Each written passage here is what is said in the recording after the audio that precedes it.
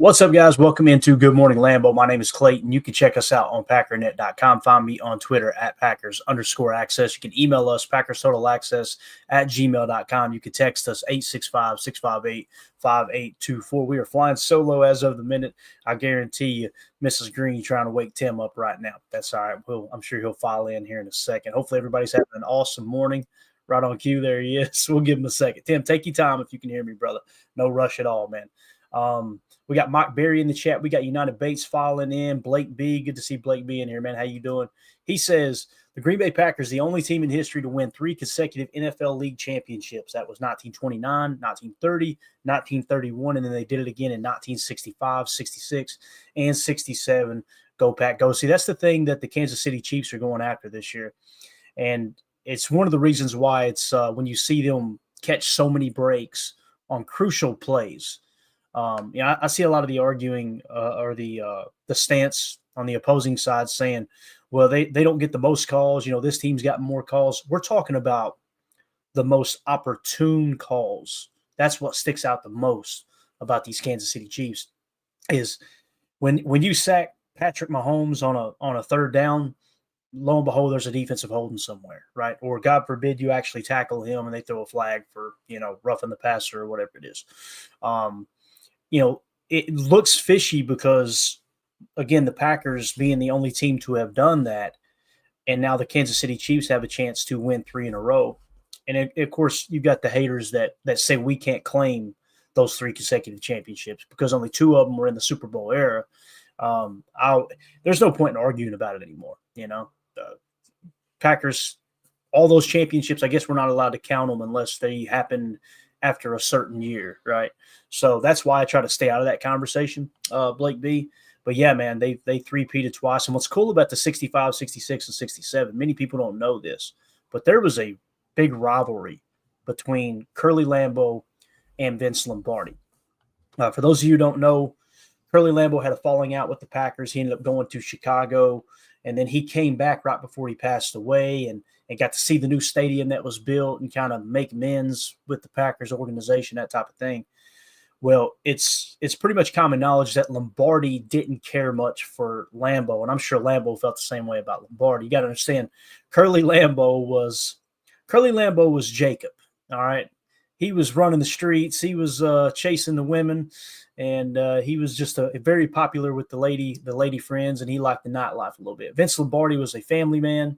He was going to be I'm trying to think of what the proper term is. I think he was looking to be a priest before he got into coaching, if I remember correctly. Very devout Catholic, not a perfect man, obviously, but he's seen things very different from a family value standpoint. Curly Lambeau was just, hey, let's live by the seat of our pants here, right? Or fly by the seat of our pants, I should say. So, yeah. So when Lombardi was going to get that three-peat, it meant something to him because he got a chance to do something that Curly Lambeau did, right? Because at that point, it's wild. We look at Lombardi like he's this great all-world coach, but at the time, you could only imagine the fans were probably comparing everything he did to Curly Lambeau, who won all those championships, right? So it's interesting to go back in time here, Tim. I'm glad Blake B rung this up, and that's really what's on the line with the Kansas City Chiefs season this year. And when you see how Green Bay had to do it back in the day under Curly Lambeau and then again Vince Lombardi, where Green Bay wasn't this high free agent destination, although free agency didn't exist back then. It's just a small town. We were always dealing with financial troubles, the stock drives to keep the team afloat over and over and over. And then you just see the refs handing win after win after win to the Kansas City Chiefs. It's frustrating. But again, that's why we're pulling for Philly. As bad as I hate to say that, I hope the Eagles beat the crap out of the Chiefs to prevent that three-peat. Tim, how you doing, bub? Good morning. You go. I'm good. It's funny, Clay. It's like the last time I was at the Hall of Fame there, I see 13 trophies. I mean, it looks like they count to me when I see all those championships when you walk into the trophy room. I mean, seems legitimate to me. I don't know. Yeah. Here's the thing. Haters going to hate, right? I remember it was several years ago. It was probably 10 years ago. Me and the boys would get together. We'd play Madden, right? and the competition get hot and heavy, right?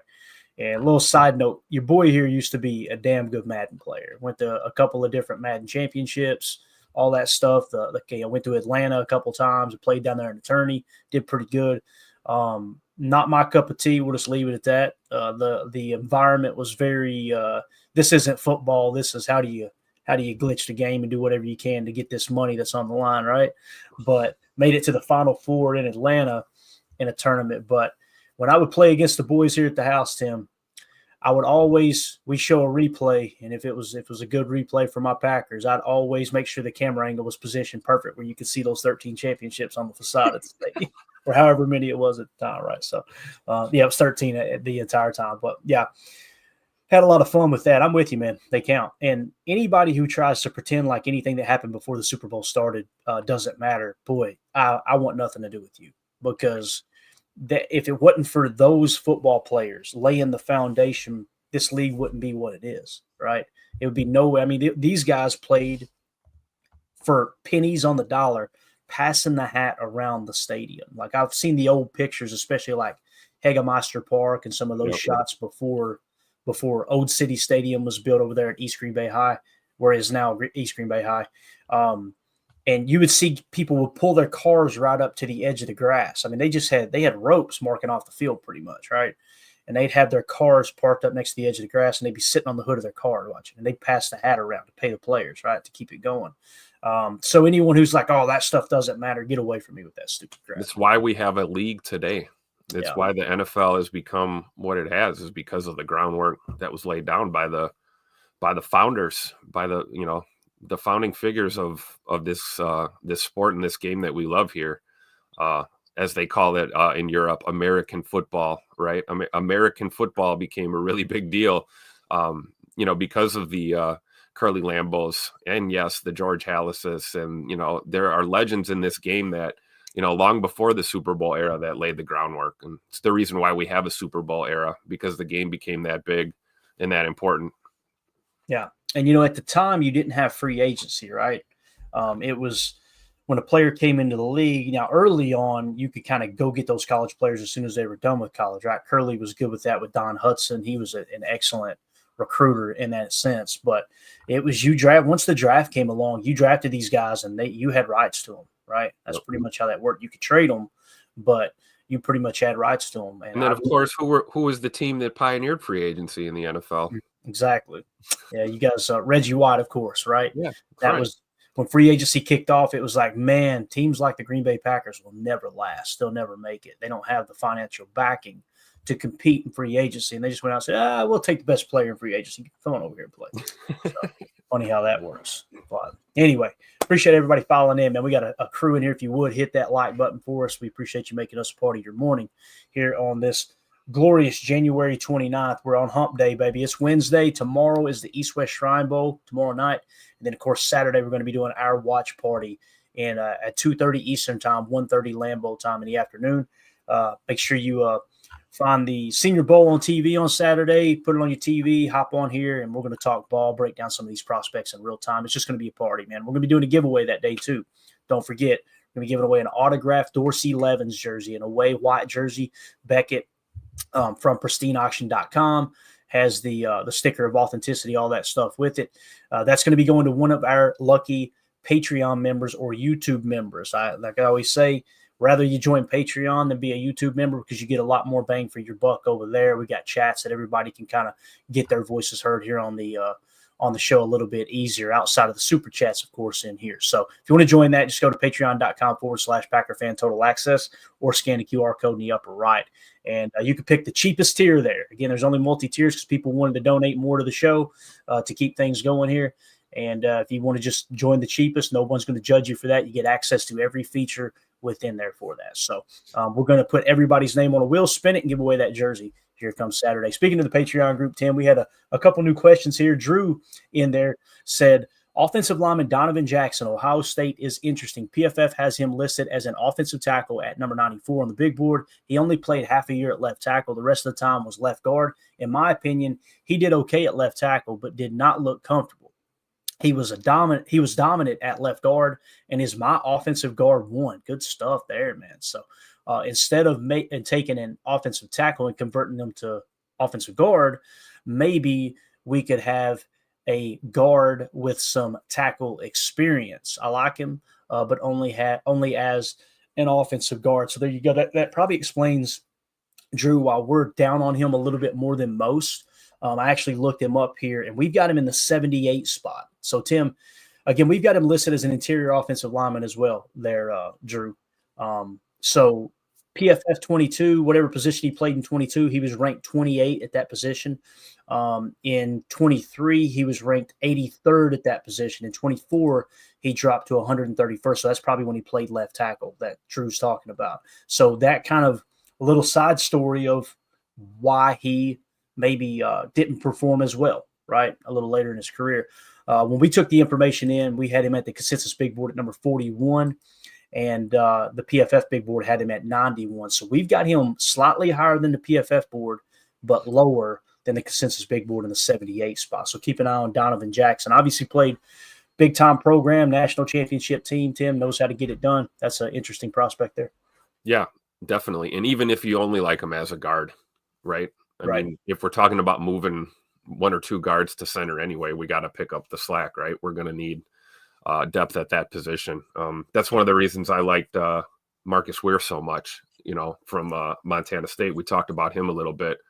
A right guard, but he had some tackle experience. Right. And like he's saying here about Donovan Jackson, played only half a year at left tackle, so primarily a guard. So you know what you're getting there. If you're drafting for versatility, we probably want to look somewhere else, but I'm not opposed to taking just a stud guard if it improves our O-line in the long run. Yeah. Fred McFarley says, I wouldn't mind O-line in round 3 if we take a cornerback and wide receiver in the first 2 rounds. So Fred McFarley kind of laying out his blueprint there. And we're going to do a mock draft here in a minute. And we're going to do like we did yesterday, how we did Daniel Jeremiah's mock draft.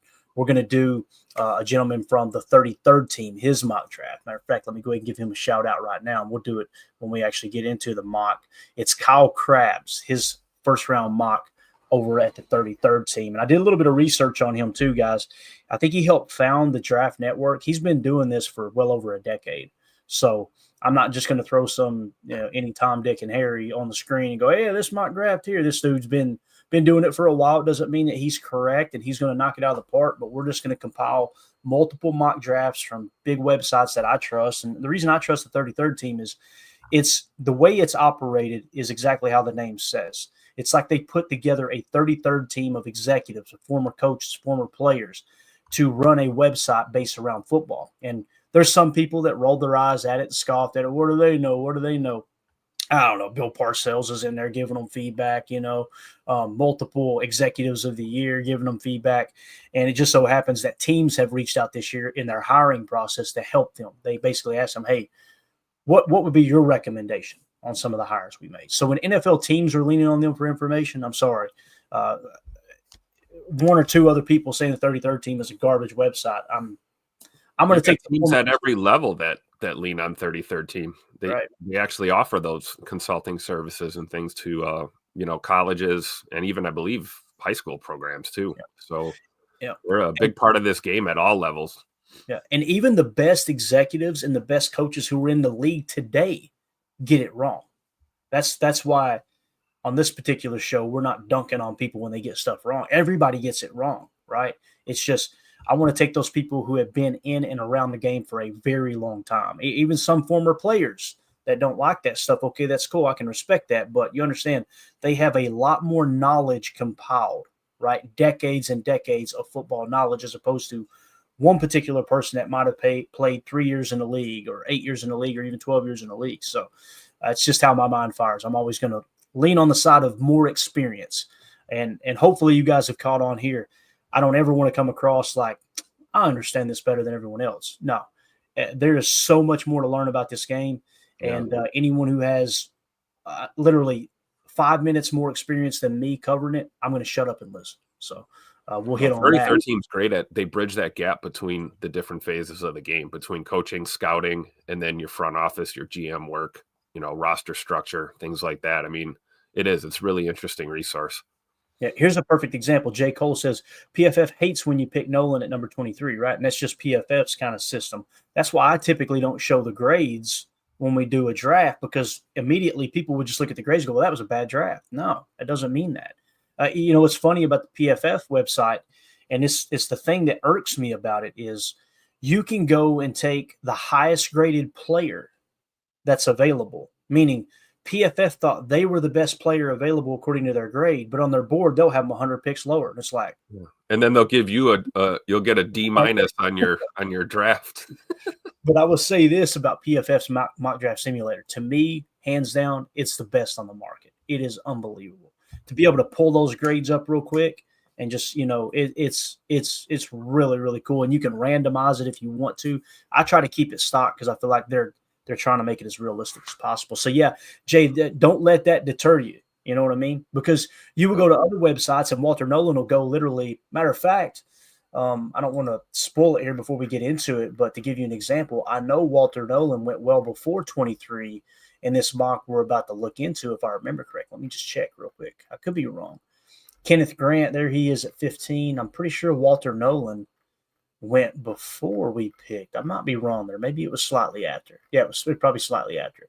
So I may have seen, oh, here he is. So yeah, they took him at 31, right? And PFF, if you take him, before pick 50, it seems like they don't like the pick that much, right? And the other thing too is their grading system, Tim, it's geared around what they think the needs are of the team.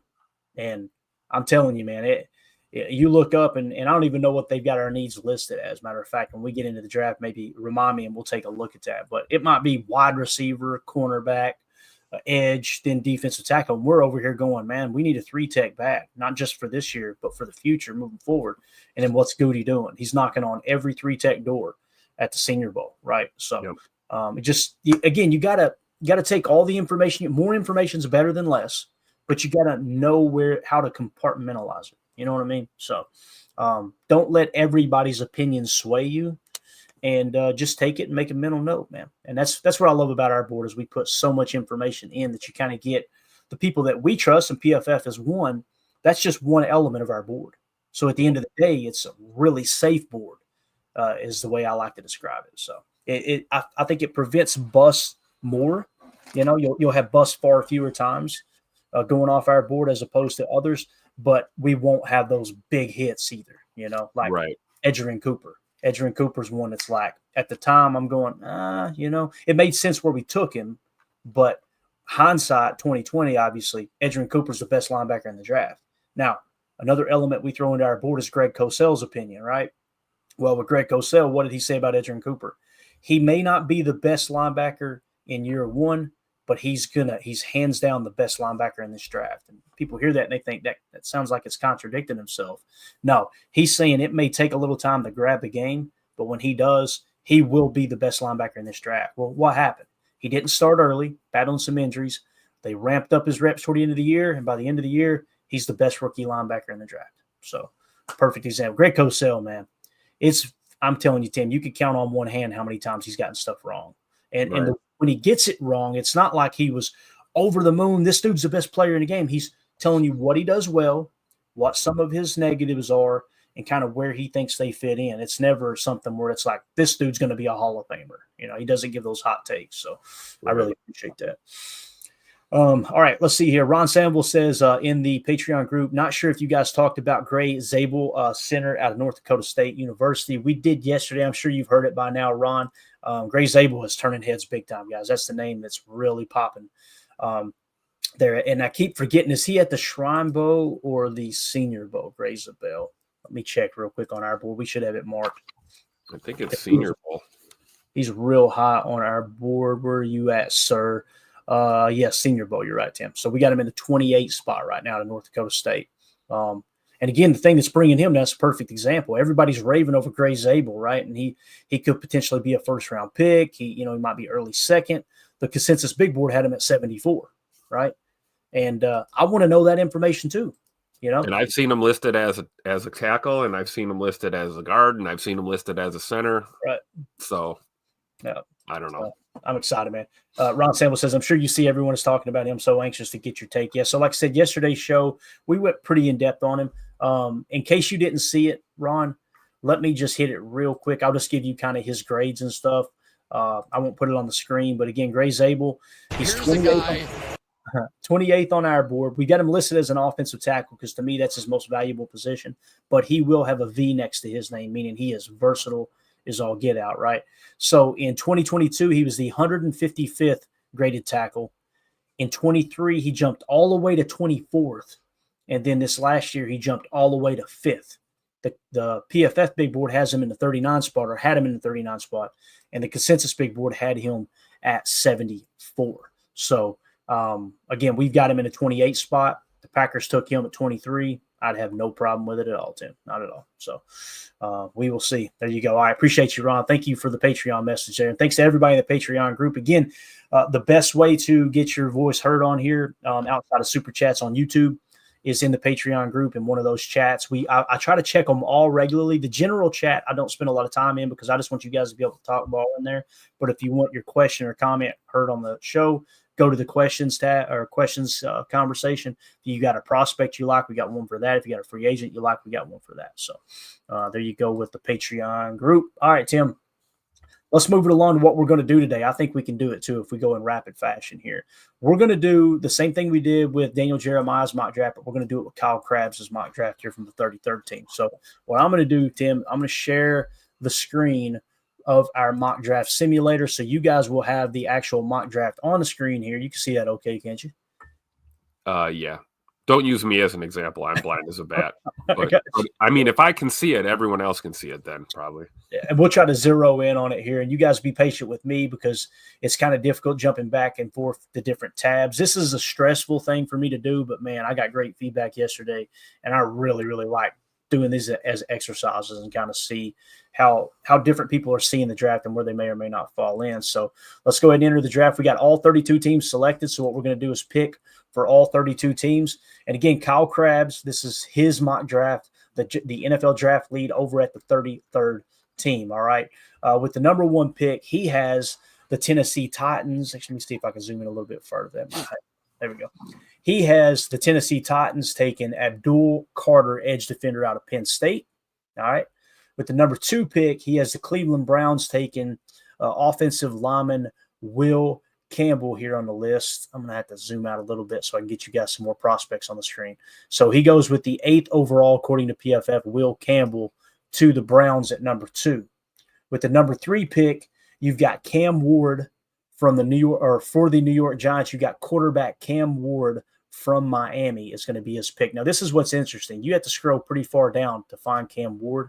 Cam Ward's your top quarterback, according to the PFF big board, but they have him sitting in the 17 spot. So you're going, why did they take him at 3? We talk about it every year. This happened with Daniel Jeremiah's draft. I'm telling you, Greg Cosell 101. There's 2 drafts every spring. You got the quarterback draft, you got the NFL draft. People treat quarterbacks much, much more valuable than every other player in the draft. They're going to drive the draft every single year. Okay. So again, you got Cam Ward going number 3 to the New York Giants. That'll be your first quarterback taken off the board. Now you got the Patriots on the clock. Obviously, the Patriots got their quarterback last year in Drake May. Felt like he played pretty well. They're going to go defensive line here, according to Kyle Krabs. All right. And they're going to go with Mason Graham. This is a great pick for New England here, Tim. I mean, you're talking about Mike Vrabel coming in there and starting a new era in New England.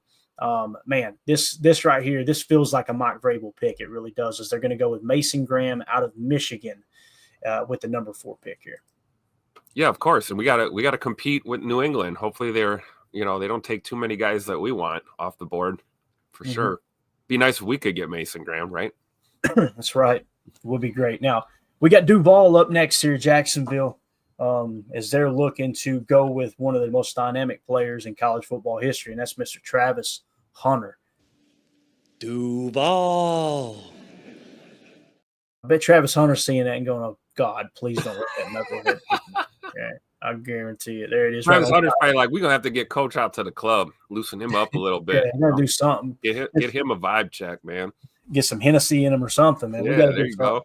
But yeah, Travis Hunter, 6'1", 185. He's gonna go number 5 to the Jacksonville Jaguars. Tim, I'm really interested to see how Travis Hunter transfers over to the NFL because, man, it's been a long time since we've seen a player as dynamic as him play both sides of the ball, conditioning is peak. The fact that Deion was trying to protect him from that. Coach Prime was trying to protect him from that. And he said it was just like trying to tame a wildcat. This dude, he wanted to be on the field all the time. I love that in a football player, man. Do you think that'll happen at the NFL level? Or do you think he'll just be like super versatile on one side of the ball and maybe a special teamer? Yeah, I think he probably carries the most value as a corner. I could be wrong. Now, if there's any organization that would screw it up and play him too much, get him hurt and ruin his career, it's going to be Jacksonville.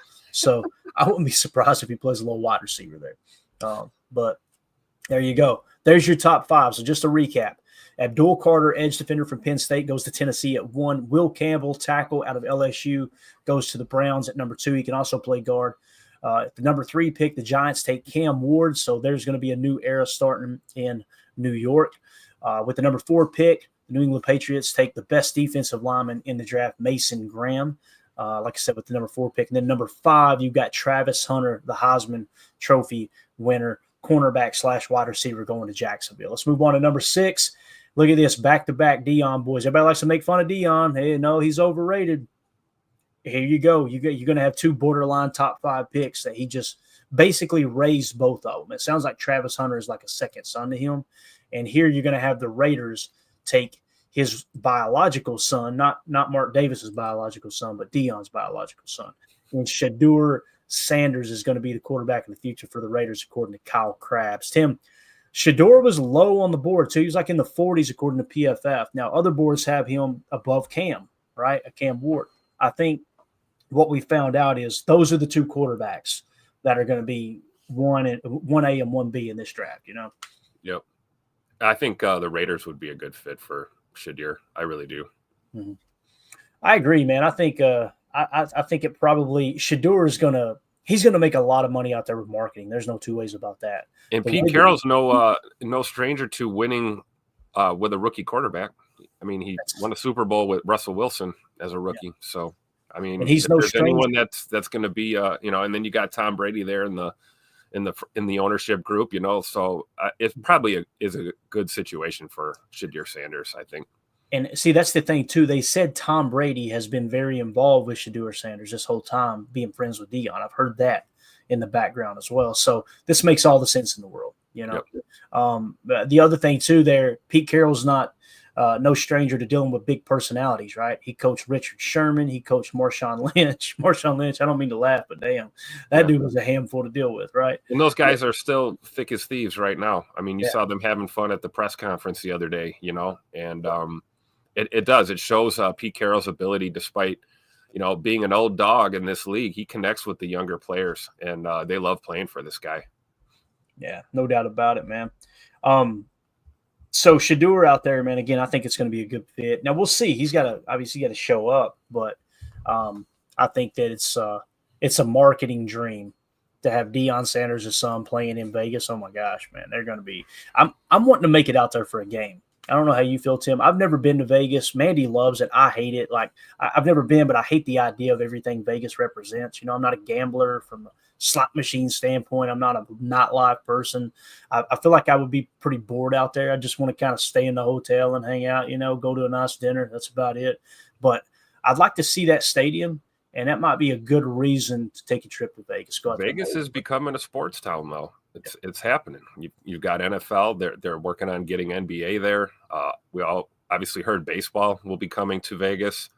They got a pretty good hockey team in Vegas as well. So it's a little bit more than just the gambling and the boozing and the lady chasing. It's a different town nowadays, and there's a lot more to do. Clayton, I'll tell you one thing: the foodie in you would definitely love to try some of the restaurants in Vegas. Yeah. You would have some fun out there. So I would think if you went out for a game, you'd probably have a good time, for sure.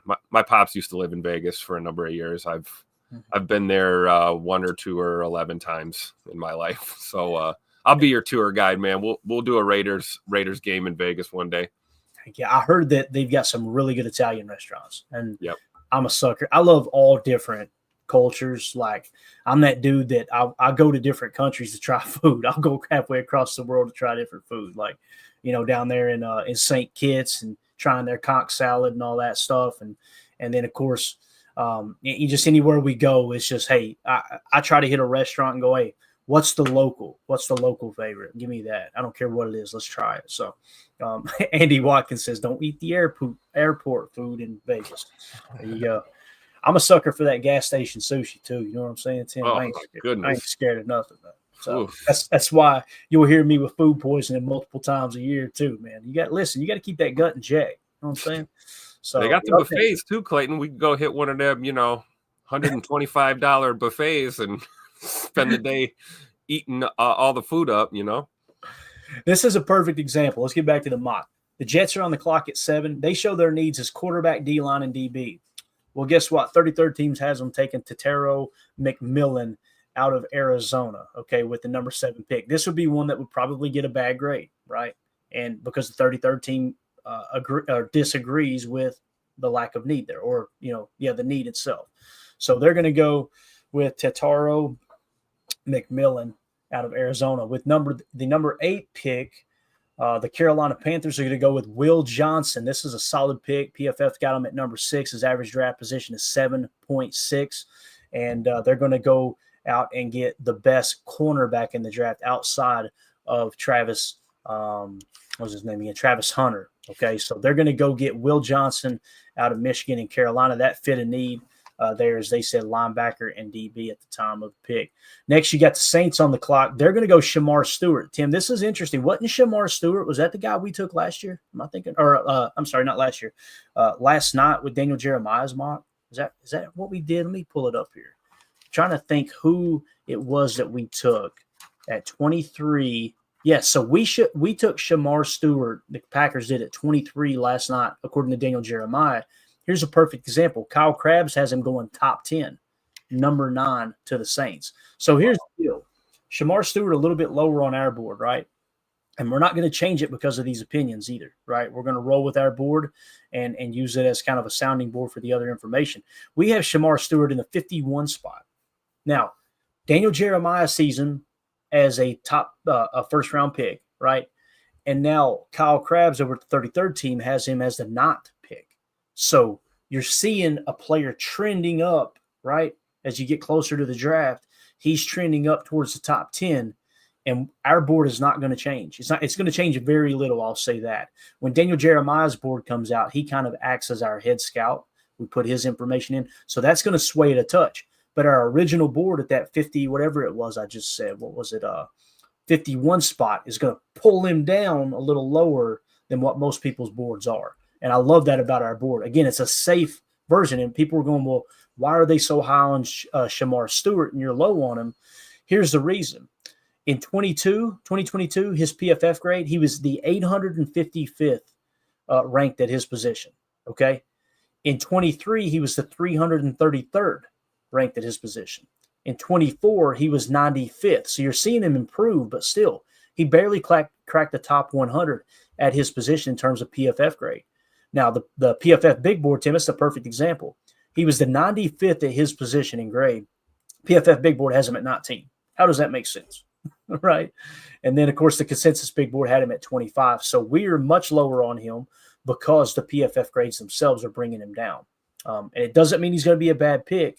It's just that's how our board's set up, is to give you more information rather than less. So we're going to go ahead. You got anything to add here? No, I was just going to say the reason PFF has them where they have them is because they're basing everything on their analysis. And we're looking at kind of, multiple angles to kind of come up with our board.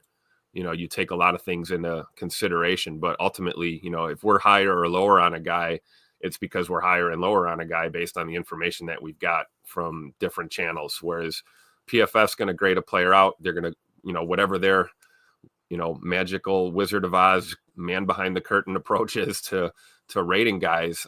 That's where they're going to have these prospects listed. So I think you get an advantage with us, building a board, kind of looking at multiple angles. Yeah, definitely.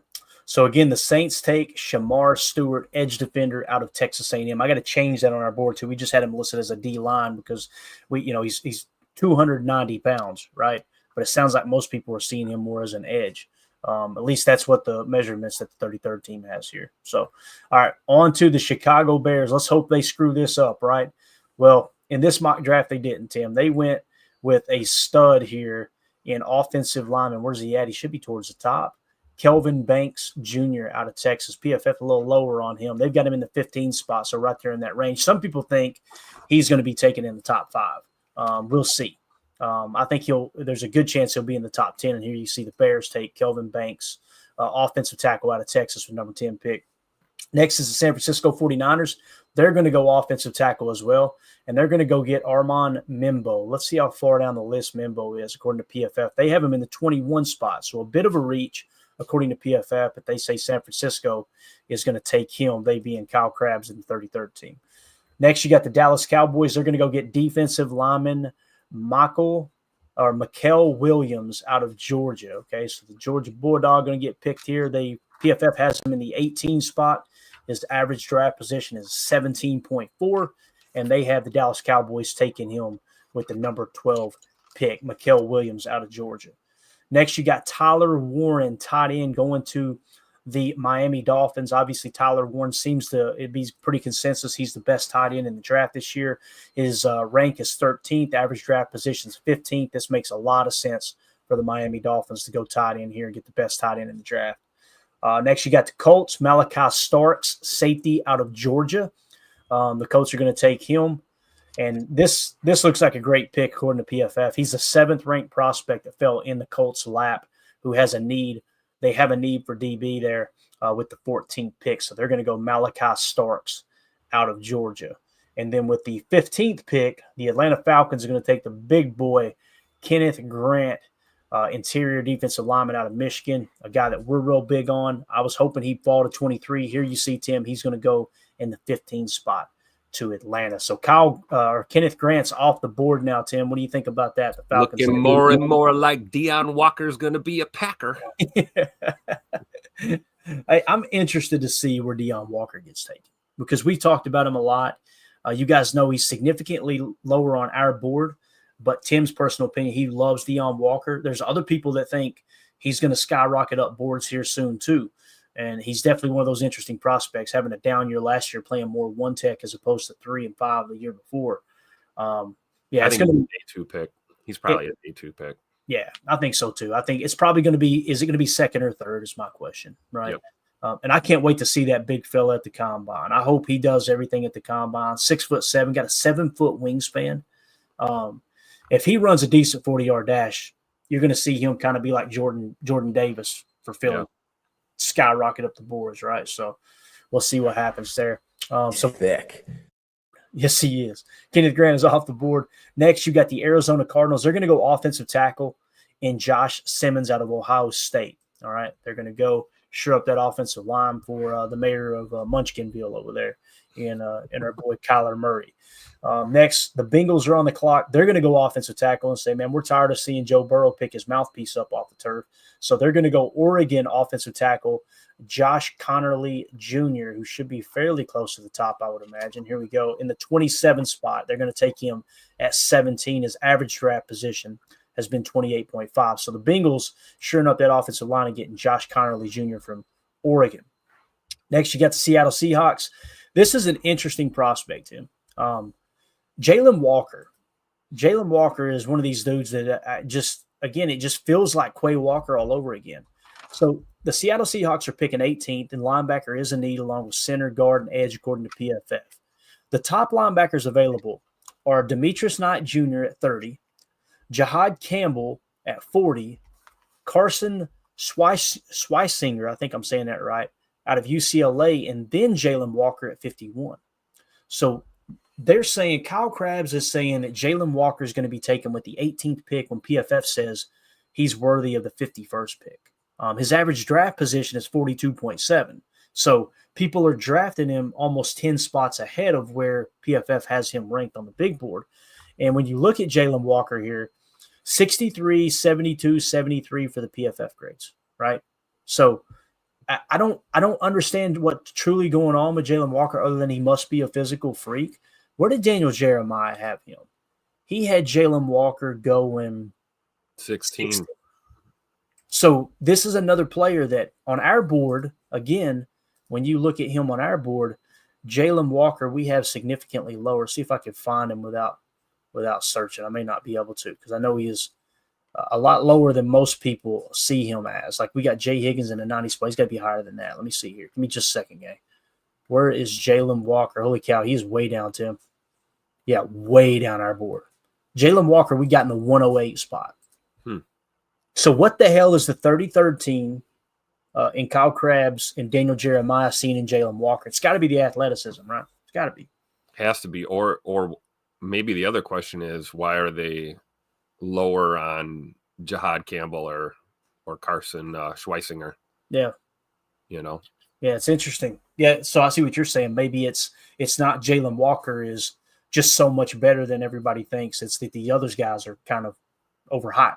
Could see that. Okay, so that's going to be really interesting because, again, this kind of feels like the Quay Walker pick. Georgia, last name Walker, linebacker, obviously, right? But you remember Quay Walker was like lower on everyone's boards, and a couple of days before the draft, he just skyrocketed up boards, and he was the talk of the town. The Packers ended up going and getting him. So number 18, Seattle's going to take Jalen Walker, linebacker out of Georgia. These are the stories to keep up with. You know what I mean? It's what's going to really mold the draft. The quarterback class, and then these players that seem significantly lower that just fly up the board. So next you've got the Tampa Bay Buccaneers. They're going to go get Siobhan Ravel out of, East Carolina. So this is a guy that's a very interesting prospect. Some people are bigger on him than others. He's ranked 32 according to PFF. He's been going average right around the 31 spot. So Tampa Bay is going to take him with the 19th pick. Next, you've got the Denver Broncos taking Colston Loveland, tight end. He is out of Michigan.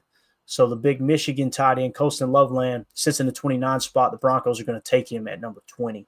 Number 21, you've got the Pittsburgh Steelers. Tim, this just feels right.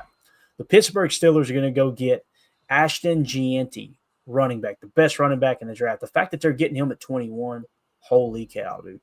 And you know Mike Tomlin, man, bring that run the ball first mentality back to Pittsburgh, right, in that cold weather football. They're going to go for sure. Gianti. And then number 22, right before the Packers pick, the Chargers are going to take Matthew Golden, wide receiver out of Texas. All right, so that's a pretty big need for them. So here we are again, Tim.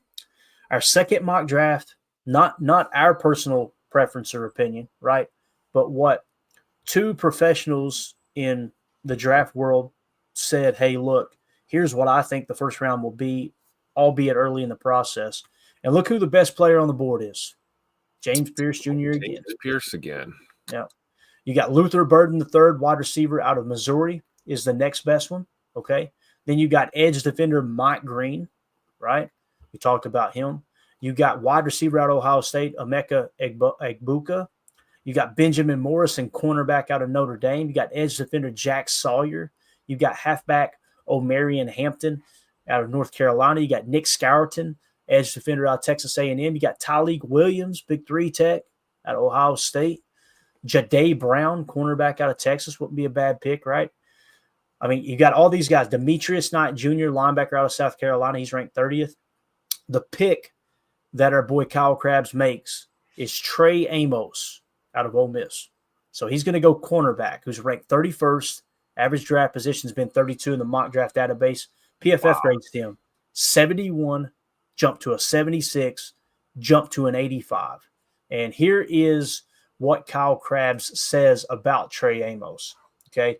He says Green Bay is a team that needs help at some of the premium defensive positions. The edge room and cornerback room both loom as big questions, especially given the uncertainty around the future of cornerback Jair Alexander. With Green Bay looking promising with their new safety talent, getting perimeter coverage players could help this team serve as a more legitimate contender in 2025 and beyond.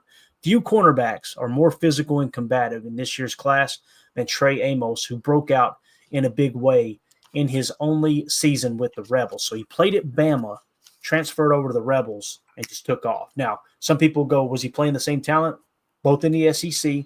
Obviously, they had to have played pretty good talent. Matter of fact, I'm going to try to adjust this where you can see a little more on Trey Amos. Let's see what his per game statistics look like here, Tim. So His best game of the year was against, I think that's, I don't even know who that is. Is that Furman? I can't remember the name of that college. Very small school. But another good game at South Carolina, 81.6. Duke at home, 78. Georgia at home, 74.6. Oklahoma at home, 73.4. His worst game of the year came against a small school. I can't even see the name of the school there. And then another one was Middle Tennessee State. So it seemed like he got up for the big games. LSU at LSU, 68.8, not bad, right? I mean, pretty decent. Not his best game of the year. On the road in Florida, 69.9. But again, that Georgia, 74.6. Trey Amos is the pick here from Kyle Krabs, Tim. Does that surprise you? Is there anything you want to see here from Kyle Krabs? I mean, the coverage grade, 85.6. Man coverage grade, 74.3. Zone coverage, 79.6. I don't think this is a bad pick. It's just, do you go with Trey Amos here? And the one thing you got to take into consideration, too, is the players that are available, there's several edge defenders still available. There's several 3-techs still available. Yeah, so, I'm drafting Tyleik Williams here with this pick. That's just me. Yeah, okay. Based on what's on the board. But it seems like the growing consensus, at least recently, is that they seem to think we're going to stick and pick in the first round and go edge or corner. And yeah. I'm not there. I'm going trenches if we're going to pick in the first round. But what the hell do I know, right? But yeah, Trey Amos, yeah, I mean, clearly it's not a bad pick. The thing I would disagree or push back a little bit on is I feel like we need help in the slot, and Trey Amos is not a slot corner. All right. Yeah, and if they go this route, then that tells you, hey, Javon Bullard, they really like him at slot, right? There's no two ways about that. I'm trying to find Trey Amos. Let me search real quick. I want to see exactly where he's at on our board and how much it may make sense. I like Javon Bullard in the slot too. Right now the depth behind him is moving Keyshawn back into the slot, and that's a scenario I'd like to avoid going forward. And again, if you take Trey Amos and Jair's gone, you feel a little bit better about the cornerback room, right? We all kind of agree on that. Yep. If Ja stays and you took Trey Amos, you're feeling really good about that cornerback room, right? Like the problem is that 3-tech, you know? But Tim, let me ask you this. Well, first of all, I've got Trey Amos in the 22 spot. If we were drafting and my board fell perfectly into place, this would be the pick. This would be, this makes all the sense in the world. Again, best player available and not just position of need. Now, if there's a cluster of players, and there would be, like, for example, let's see who the top defensive tackles are here that are available. If the board fell the way they're saying here, right? So it'd be Tyleik Williams would be the best defensive lineman according to PFF. And on my board, I've got Tyleik Williams in the 31 spot. So he would be lower than Trey Amos significantly. He would be one tier lower. So Trey Amos makes sense according to Tyleik Williams with our board. Next would be TJ Sanders. Let me see where TJ Sanders is on our board and if that would make sense. TJ Sanders is slightly lower than Tyleik Williams, kind of like what you were saying, Tim. You would take Tyleik over TJ Sanders. He's in the 35 spot. He's one tier lower than Tyleik Williams. Yep. Walter Nolan is a name that's still available, right? Walter Nolan on my board. Where is he at, sir? Walter Nolan, where are you? Thought he was higher than that. Let me see. Walter Nolan. Yeah, I've got Walter Nolan in the 16 spot. So I would take Walter Nolan here over Trey Amos, me personally. In terms of the other defensive lineman, the only other one that might come into play is a Derek Harmon. I got him at 43.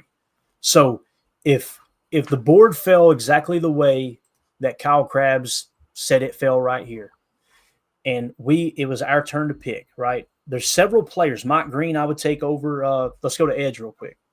Let's do that. James Pierce Jr., I got in the 13 spot. I've got Mike Green at 17, right? So there's several edge defenders I would take over him. Jack Sawyer, I've got Jack Sawyer in the 14 spot. There's about 4 or 5 other players that I would rather have over Trey Amos right now because they're positions that are more important. They're a position of need, in my opinion, and they're significantly higher than Trey Amos. Now, here's the thing. We're not going to trade back here, but this is what we're talking about. We're sitting here with 4 or 5 players we'd be okay with. If you could find a partner to trade back with, who is Matt LaFleur's best friend in the NFL outside of Robert Saleh? Probably Sean McVay, right? Well, looky here. Yeah. Sean McVay is picking in the 26th spot. You think they're not talking about possibly trading up or the Packers trading back? This would be a situation where you could trade back 1, 2, 3 spots, pick up a 4th round pick, whatever it might be, right? Whatever it is, 3rd or a 4th round pick extra. And then you still get one of your top 5 guys. That's where you can make the board line up with where you want to take your best available. So if you did trade back with the Rams, and we're going to do one tonight, Tim, we're going to do our own mock draft tonight, and we're going to give ourselves the ability to trade back. I think it's going to be a lot of fun. Maybe we'll use one of theirs and then trade back, one of like Daniel Jeremiah's or Kyle Krabs' mock. But this situation, I would trade back and then take the pick of the litter between whoever's best available, James Pierce Jr., Mike Green, Jack Sawyer, like you said, not really Tyleik Williams for me, but it'd be Walter Nolan for me, or Trey Amos. Whichever one of those has the highest ranking that fell that far, I would take them. This is why Goody traded back twice when they took Jaden Reed, right? They traded back because they knew nobody. They probably had a cluster of guys, and Jaden Reed was the top guy. And they're like, I don't think Jaden's going to go here. Let's trade back. And then they got there. They still had a cluster of guys. I don't think Jaden's going to go here. Let's trade back. And then when they got to that third spot after they traded back twice, they took Jaden Reed. You picked up extra draft capital because you have multiple people in that top tier. So in this case, though, we're going to go Trey Amos, which is exactly what our boy Kyle Krabs did here on this draft. So, Tim, you got anything else to add to that? Last time we drafted a corner in the first round was Jair, correct? Yes, sir. I'm pretty sure. No, Eric Stokes. Oh, Stokes. Yeah. Okay. So the last time, okay. Didn't work out. Last time a first round corner worked out was Jair. Got it. Okay. Right. Yeah, it's been a while. We went up to get him too, didn't we? Didn't we trade him? I want to say we did. I could be wrong, but I think we did. Yeah. Okay. So, yeah, it's gonna be interesting, man. We're kind of, and this is what Daniel Jeremiah was talking about, right? From 20 to 60, all these players are kind of the same. So we're just outside of the top 20, and we're finding ourselves going, probably should trade back. And again, I'm not saying trade completely out of the first round. I'm saying trade back 3, 4, 5 spots if you can. You got to find a partner, right? Who's that partner going to be? Will it be Sean McVay? It probably almost definitely won't be the Lions at 28. Could be Baltimore, right? I don't think you want to trade below Detroit in that situation. We've seen teams leapfrog us like that in the past. So there's a chance you could trade up too. I think it's highly unlikely, although the fact that the draft is in Green Bay, there might be a little pressure from like a Mark Murphy, Ed Policy going, hey, listen, this ain't a bad year to trade up if you got a guy that's significantly higher on your board. Talking about winning the crowd over, right? Yep. Drew D says, our problem is lack of elite talent. I don't get why we want to keep trading back. Because, Drew, right now, where we're picking, you don't have anybody in the top tier, right? All these players are kind of the same. So you could take your best player available, but if you've got the same exact grade on him, right, meaning he's in the same exact tier, then what you're doing is you're taking the same tier of talent of player and you're not picking up draft capital. You know what I'm saying? So you could get your pick of the litter there. I'm not saying it's a bad move, but for me, I would want to trade back to get multiple swings. Let me ask the question back to you, Drew. LVN, do we think that's panned out? Hasn't, right? We took him at 13. You know, when I say panned out, I mean, has he played like a top 13 pick? I think we would all agree he hasn't, right? You would expect someone like a TJ Watt or something like that. At least I would, right? And I know the draft isn't that cut and dry. So he hasn't worked out, right? Did Eric Stokes work out, right? I'd say we'd all agree he didn't. Let's say Darnell Savage, did he work out? We're going back a little bit, right? He didn't work out, right? Quay Walker, you know, Tim's higher than anyone on that pick. Tim, do you think when you take a linebacker in the first round, you expect him to be a top 5 linebacker in the league? I think we would all agree, right? Absolutely. He hasn't been that. I think you would agree with that. Now let's flip the other side of the coin. Would you say Zach Tom is elite talent? Bingo. Now, what round did we pick him in? Right. How do you get more Zach Toms? How do you get more Edgerrin Coopers? How do you get more Jaden Reeds? How do you get more Tucker Crafts? You got to have more bots at the apple from the 2nd to the 4th round, right? I mean, Rasheed Walker, I'm not even going to mention it because 7th round, getting a guy who starts left tackle, that's so rare. But if you trade back and you get multiple picks within the second, third, and fourth round, Goody has a higher hit rate on those rounds. Now, he's not going to see it this way. He's going to look at his board and go, that's the dude that's hands down the best prospect on our board. Let's take him. I'm just saying maybe we need to try a little bit different approach in the first round. You know what I'm saying? Like, it's just that's where I'm at.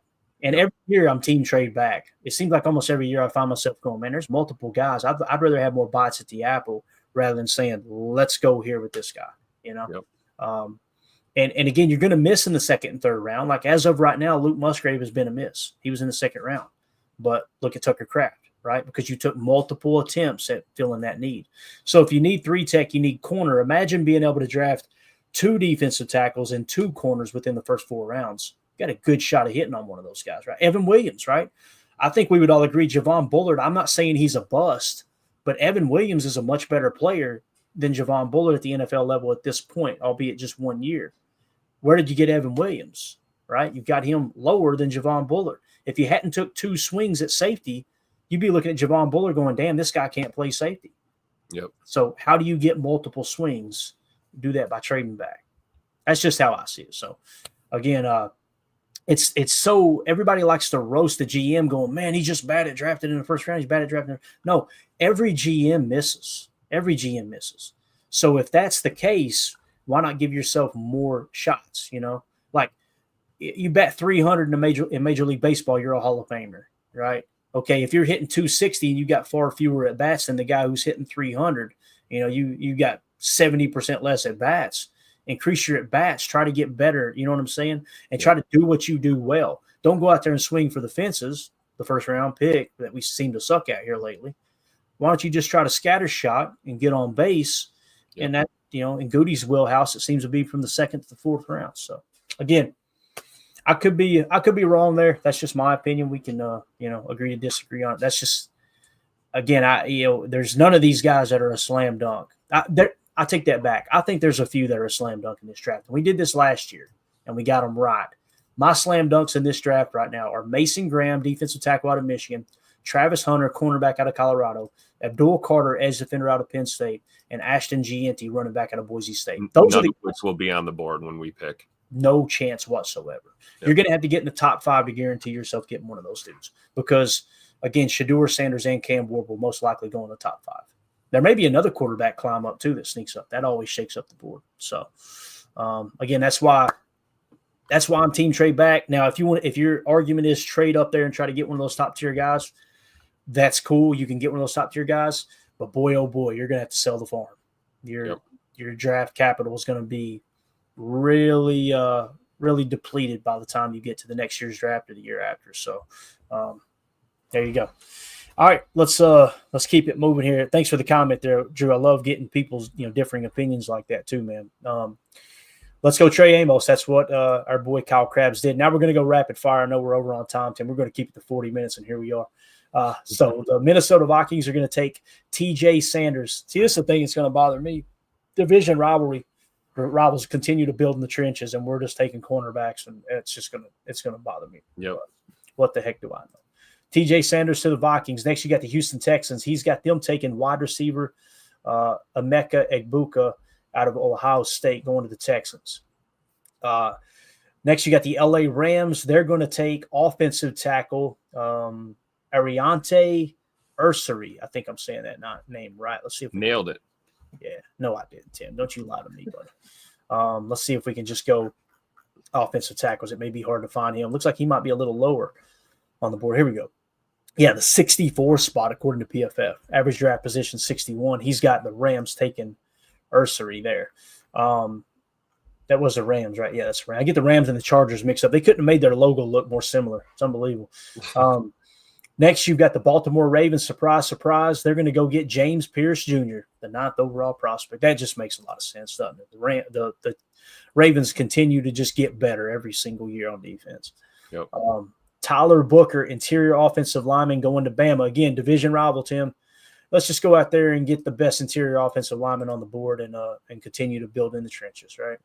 That's what the Lions are going to do here. Next, you got the Washington Commanders. They're going to go get a wide receiver in Luther Burden Jr. PFF has him as a top 10 talent. Boy, that'd make all the sense in the world for Washington. And you go, Clayton, are you okay with taking a wide receiver that early? Again, Bill Walsh 101, the last piece you put in place is wide receiver, right? Yep. Washington, what did they do this year? Went on that playoff run, right? Got beat by the Philadelphia Eagles. You add a number one wide receiver, bang. Now, we got beat by the Philadelphia Eagles too, right? I could see the argument for people saying, hey, let's go get us a true number one. I agree. Go get Davante Adams. Go get Davante Adams. Or go get my boy down there in Tampa. What's his name? Not Mike Evans, Godwin, right? Chris Godwin, yeah. You see how you can fill that void without wasting this first-round pick on a wide receiver that might potentially be a bust. Go get a proven talent, right? Yep. Go get Chris Godwin in free agency, or go get Davante Adams if they cut him as a cap casual. So, can we just talk about how, Missouri these last, 2 or 3 years has just been turning out elite talent? You mentioned that last year, Tim. You were the one that kept pointing that out, man. It seems like every year. You're right, man. They got multiple first-round picks, or at least multiple first- and second-round picks, right? For sure. Blake B, Mike Green snubbed in this mock. Completely agree, Blake. Completely agree. Let's see. What did Daniel Jeremiah say about Mike Green? Where did he end up going, Tim? 28 to the Lions. See, that makes sense. Yeah, it really does, right? So, and here's the other thing you can't rule out. Since there's multiple players there from 20 to 60, right?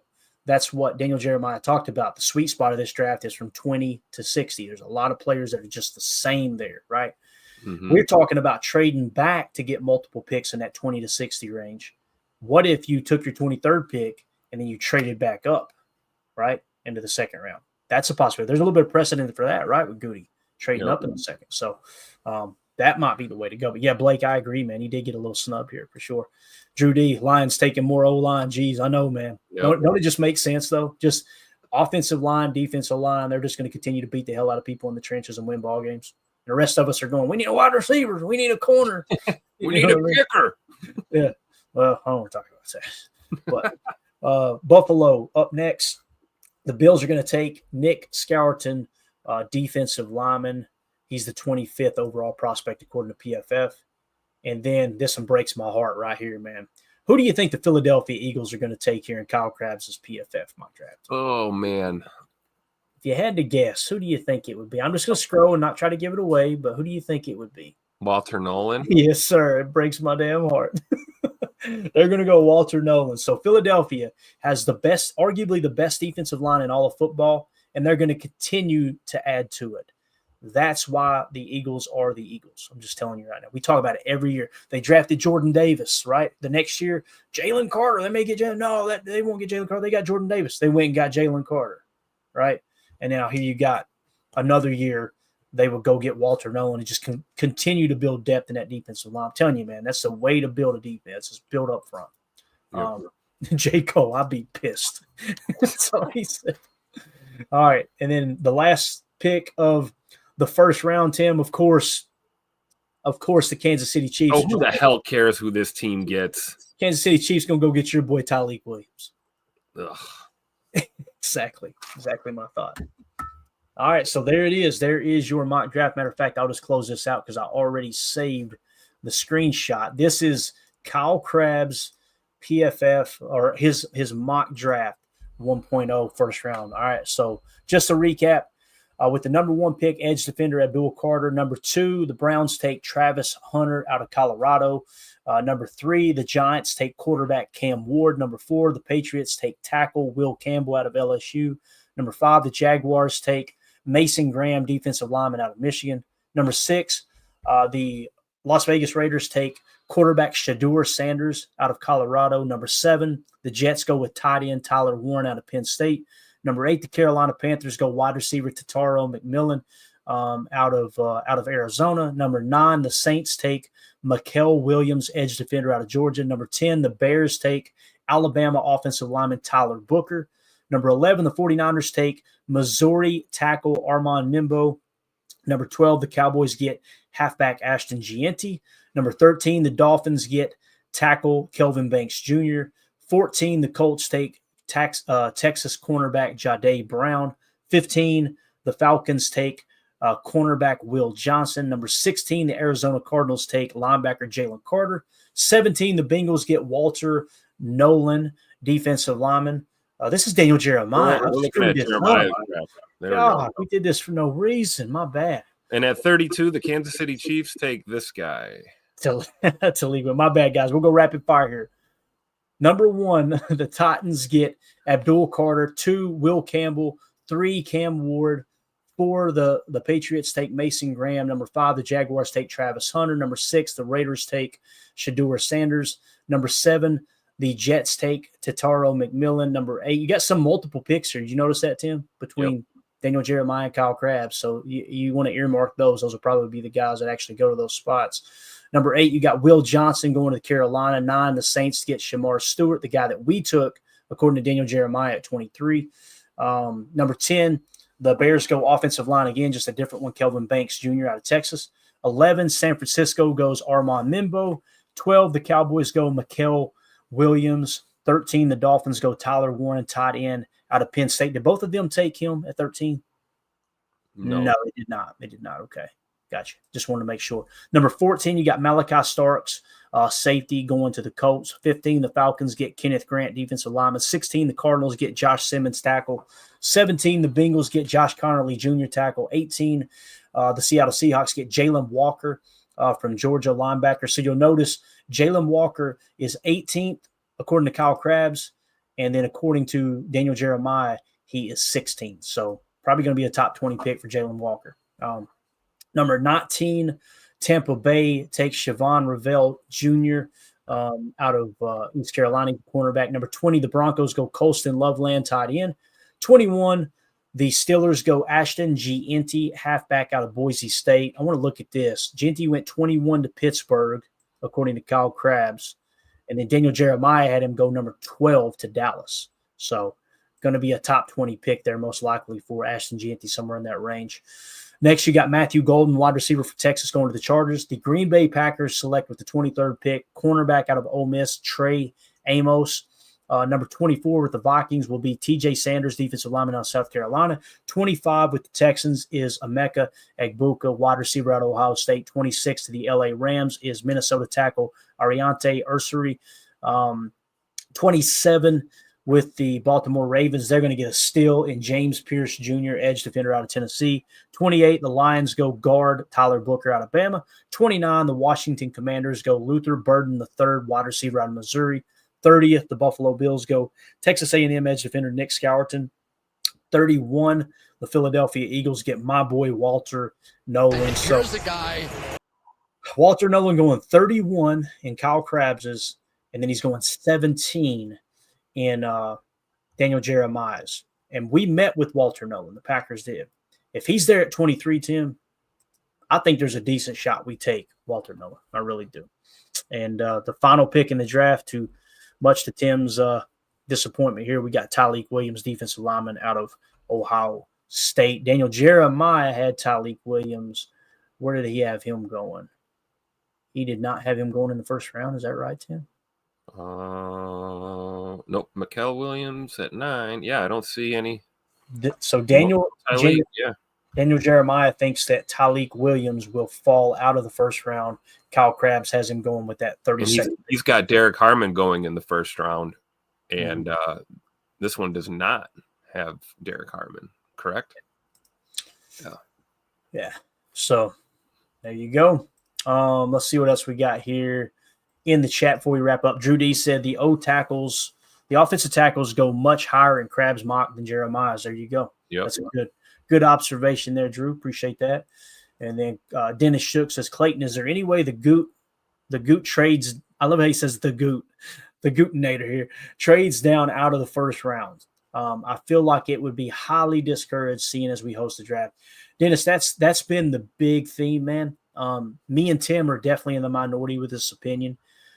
There's very, very few Packer fans that I see that are on board with trading out of the first round. I could give a rat's ass, to be honest with you. I don't care if the draft was on the moon, if it was in Green Bay, if it was in Vince Lombardi's backyard, if it makes more sense for us to trade out of the first round, I'm not watching the draft for entertainment purposes. I'm watching the draft to try to get a beat on these players. It's fun. Don't get me wrong. We have a blast doing it. It's going to be really fun at the house we're renting this year and hanging out and everybody watching the draft live together. But Tim, I don't care about that first round. I can sit around, drink daddy sodas, hang out, watch the first round, and then get multiple picks in the second and third. I'm on board with that, man. Yeah, and nobody's going to give a crap what you did in the first round of the draft after you hoist a Lombardi. Do what's best for the franchise and the team. And hey, let's be real. That's still news. Yeah, you're waiting for a pick, and yeah, maybe we trade back. So what? Hell, there's a possibility we move up, depending on who's on Goody's board and who's on the radar and how things are shaping up. I mean, you can't fault your GM for trying to make a move early in the draft. And I'm with you, Clay. I don't think the fact that it's here is gonna change Goody's approach at all. If anything, he might feel a little more pressure to really nail it. And if he feels like he's got to make a move, out of the first round to do that and take multiple swings like we talked about before, I think he will. I think at the end of the day, when it comes to football operations and roster structure, contracts, things like that, trades, free agency, I don't think our organization gives a rat's ass what the fans think. And that's why I love them. That's why I love them. Yeah. Andy Watkins says, if you win a Super Bowl after this draft, people will praise Goot. That's it, man. That's all it's about is winning a championship. Nobody's going to care that you traded out of the first round. Again, and when I say that, I feel like we're in the minority. I'm speaking of Twitter. So what I'm going to do is tonight, I'm going to do two different poll questions. I'm going to do a poll question for Twitter. I'm going to do a poll question for our live stream. Okay, Tim, don't let me forget this. Here goes your Post-it notes again. So I want to find out basically the question is going to be, are you okay with the Packers trading out of the first round in this year's draft? That's going to be the case. It's going to be very simple. It's not going to be if we get a better player in the second round and try to sway people. It's just going to be, would you be okay with the with the Packers trading out of the first round this year? I want to see what Twitter says and what our viewers here on YouTube say, because I have a feeling our YouTube viewers will be a little more in favor of trading out or okay with it, I guess you could say is the right way to put it. But I think Twitter's going to melt down. So we'll lose 20 followers and people will cuss me out, and that's what we're here for, man. That's what Twitter's for. Post-it number 69. Here we go. Let's go. There you go. All right, so if you got anything else you want to hit on, man, we can hang out in the chat here for another 8 minutes, but I want to give you a chance to hit on anything according to this mock. And like I said, compare and contrast here with Daniel Jeremiah, man. Again, these guys, I'm going to defer to the experts, man. The experts, right? Yeah, I keep disagreeing because I'm not an expert. I'm a newbie to this whole thing we're doing here. This is year 2 for me. But I just think we got to go trenches early. I really do. I don't see a corner. I don't even see them going edge early. I'm thinking O-line or D-line. And I know it'll piss a lot of fans off, which means that it's probably the right thing to do. Right. Just my opinion. But I'm with you in the logic that, we could take some advice really from ourselves. I mean, we draft and develop quarterbacks like nobody's business here in Green Bay. What the hell's wrong with, getting better at positions that you need to get better at? Right. I mean, we see Philly do it. We talked about Detroit doing it. You've got, strength in the trenches. You can always continue to get better. I don't see them taking a big swing in the secondary in the first round, but we'll see. Yeah. Let's see what the chat's saying here. Joseph says Daniel Jeremiah knocking Tyleek for the pass rush. That makes sense, right? Because pass rush is a premier. It's obviously a premier trait there that people want on interior defenders as well. If we go to Tyleek Williams, let's see what his pass rush was. Yes, pass rush win rate was 7%. That's below the 3-quarter mark. His true pass rush grade was 63.9. His pass rush grade, Tim, was a 60.5. But his run defense grade 88.6. That's kind of his bread and butter. So I could see him falling out of the first round. So that makes sense. Yep.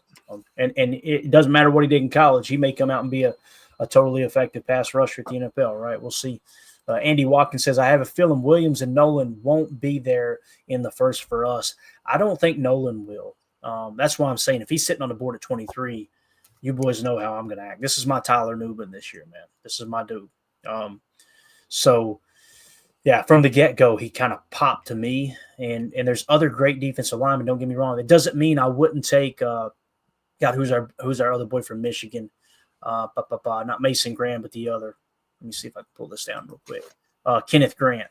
It doesn't mean I wouldn't take Kenneth Grant over, Walter Nolan. I'm just saying Walter Nolan's the dude that's really popped to me the entire time. Like, to give you an example, I would take Mason Graham over Walter Nolan, hands down. Okay, and this is talking interior defensive lineman. I would take Kenneth Grant over Walter Nolan because he seems to be a hotter commodity. But Kenneth Grant and Walter Nolan, literally, guys, we have 6 qualifiers in our draft board right now, meaning there's 6 elements that's adjusting the grade for us, okay? And it just so happens Kenneth Grant and Walter Nolan both landed at 22.7 as their grade. And the lower number is better. So they're literally tied according to our draft board. Now, what's going to shake that out? Daniel Jeremiah's big board, that's going to play a role. When the 33rd team's big board is put out, that's going to play a role. Greg Cosell's opinion of those 2 defensive linemen, I guarantee you he will give his breakdown of both of those. That'll sway it. The combine results were adjusted a little bit as well. And I think it's going to come down to, here's the other thing too. Well, which one is the Packers more interested in, Clayton? And here, I got an answer for you. They both are. They've already met with both of them. So it's going to be wild, man. It's going to be a fun draft. So I think so. Yeah. And I'm telling you, I'm not going to be surprised if they go Trey Amos in the first round or a player similar, right? I wouldn't be surprised on anything. Offensive lineman that's got versatility. But if they take a 3-tech in the first round, Clayton here going to be one happy camper because, the fact that we all troubleshot this together, right? We did the troubleshooting together. We looked at the PFF grades from the season. We watched the tape all year on Chalk Talk, and we all came to this conclusion that, listen, our top need is 3-tech. And we ain't even talking about center much. Center's important. Don't get me wrong. Center's there. The reason we're not talking center more in this draft, though, like we talked about, Tim, is there aren't many. Yeah, outside of the top 100, that's when you kind of get into them. Other than Gray Zabel. Did Gray Zabel go here? He didn't, did he? He did not. No. So that's something to mention or to keep in mind. And so again, even with Gray Zabel, like a guy who has become center 10 minutes ago, like we keep calling him a center, and it's like, well, I don't know. Yeah. I mean, you look at the measurables, look at the tape. I mean, he's played a lot of guard and tackle. Yeah. And the reason people were calling him center is because down there at the where is it he's at? Is it the Reese Senior Bowl, or is it the other one? Let me see. I think he's in the Shrine game. Shrine game? Tomorrow night. I think so. Gotcha. That's going to be fun. Don't quote me on that, but Senior Bowl. He's Senior Bowl. Oh, he is Senior Bowl. Yeah. Okay. So the reason that people are seeing him as a center now is because they're trying him at center, and everyone is raving over it. They're going, damn, he can play center. And he's doing that in practice, but he's going up against the best talent in college football at the Senior Bowl. It's not – if it was a Shrine Bowl, I'd be a little more hesitant. But the fact that he popped at the Senior Bowl and he's playing through all 3 positions, Tim, that's why they're doing it. And I'm with you. You go back and look at it, it's like this happened overnight. But damn, if he showcases he can do it at the Senior Bowl, you still have – I'm guilty of this. We still have a little bit of doubt because it's practice. It's a Senior Bowl. It's not the NFL. But every year, a Quinyon Mitchell stands out, and they go on to just this ain't an exhibition game. These kids are going to play their guts out. Right. This ain't the Pro Bowl. Exactly. So that's a good point. You want to see Gray Zabel, 40, 50 snaps under his belt in a game and really get a good barometer on what he looks like playing center. So that'll be definitely a player to watch. Yeah, no doubt about it. Number one Packer fans say, can't wait to cuss Clayton out. LOL, talking about on Twitter when we put that poll question up. You won't be alone, I promise you, Packer fan. Andy Watkins, I can't wait for April to meet y'all and sip some PBR. There you go, Andy. Yeah, we've tried to do a little bit of research, and the Packers have zero information.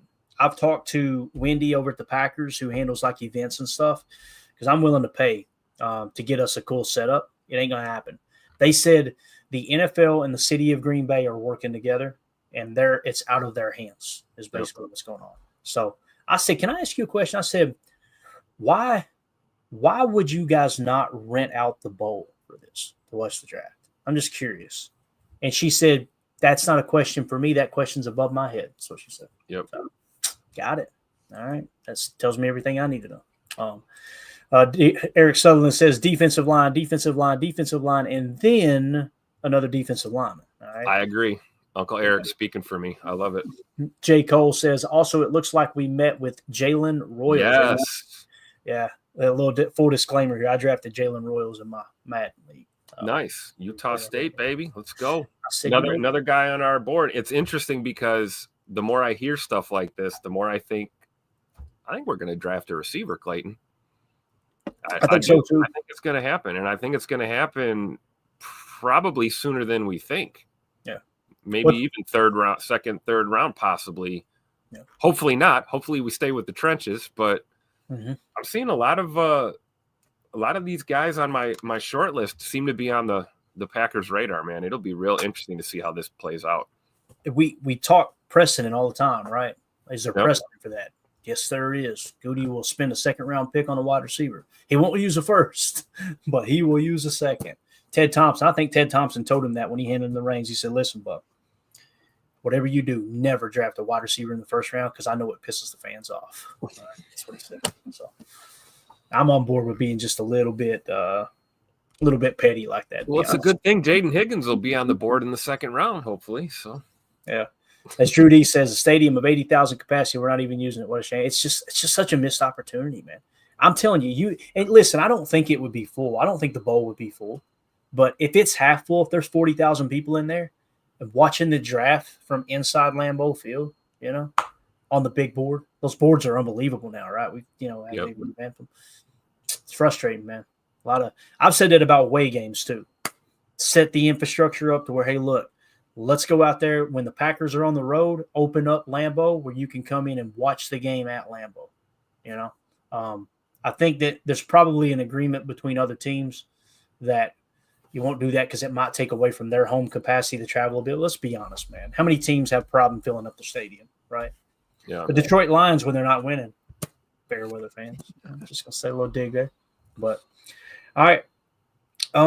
Yeah, there you go, Drew. Some people just want to be – I'm telling you right now, man, if they let me order a pizza sitting there and eat it, I'd pay them $100 just to sit in a bowl, empty stadium and eat a pizza. I will say this. I don't think it's 100% off the table. I've heard conflicting reports that they're still considering using that, using the bowl in some kind of capacity.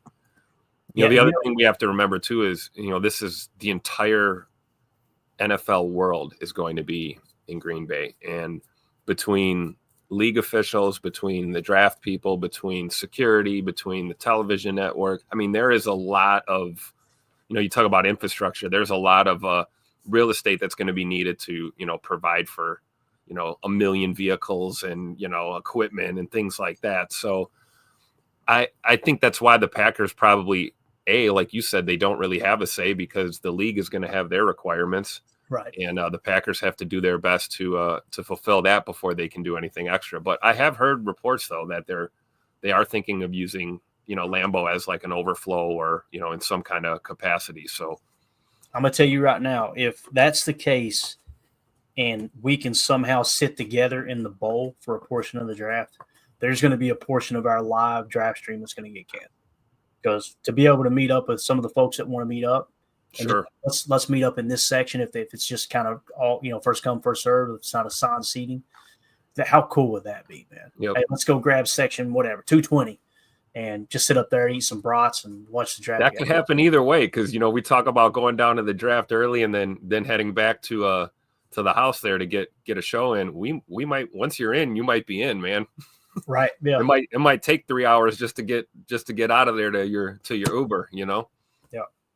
I think they're accounting for that. We saw that last year in Detroit, right? They had expected a certain amount of people, and it exceeded by several 100,000, and they had to kind of make adjustments on the fly. So anything people are predicting about, the draft here in Green Bay, I think you got to remember in the back of your head, there could be even more people attending than they even planned for. So having contingency plans and things like that is probably just comes with the territory, I think, for the Packers. Probably why they're non-committal on a lot of things right now.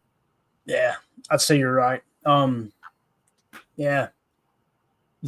I'm trying to think of the conversation I've had with people there at Lambeau, and then what you just said that, hey, there's, the answer that they gave me, I could see that being a precursor to, hey, it's out of our hands, and then bang, hey guys, get your tickets to sit in the bowl and watch the draft. I wouldn't be surprised one bit. That would be awesome. That would be absolutely scarcity creates demand, right? There you go. All right, guys, that's it. We're out of here. Appreciate y'all hanging out with us. If you would hit that like button, feel free to sub to the channel if this is your first time dropping through. We appreciate you. Thank you to all the Patreon members, all the YouTube members. You guys supporting this stupid little show is what keeps it going, and we can't thank you enough. So, Tim, thank you for your time, man. We'll see you tonight, 7 p.m. Central for PTA Live. Let's go. Everybody have a great day. Talk to you soon. And we go. We're out. Bye, guys.